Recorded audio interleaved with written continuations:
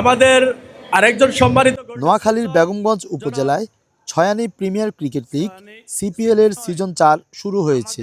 গতকাল সন্ধ্যায় জমকালো আয়োজনের মধ্য দিয়ে এই টুর্নামেন্টের উদ্বোধনী অনুষ্ঠান অনুষ্ঠিত হয়। নূর গ্রুপের পৃষ্ঠপোষকতায় ছয়ানী স্পোর্টস একাডেমির উদ্যোগে আয়োজিত এই প্রিমিয়ার ক্রিকেট লিগে মোট 9টি দল অংশগ্রহণ করছে।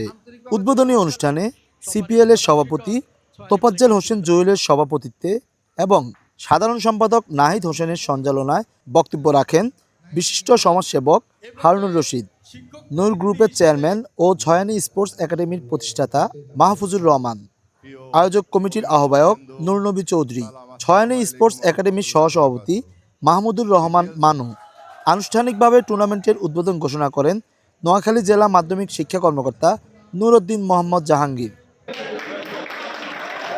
উদ্বোধনী অনুষ্ঠানে বক্তারা বলেন, খেলাধুলা যুব সমাজকে মাদক, সন্ত্রাস ও সামাজিক অবক্ষয় থেকে দূরে রেখে সুস্থ, সচেতন ও দেশপ্রেমিক নাগরিক হিসেবে গড়ে তুলতে গুরুত্বপূর্ণ ভূমিকা রাখে। আরেফিন শাকিল, 21 টেলিভিশন, নোয়াখালী।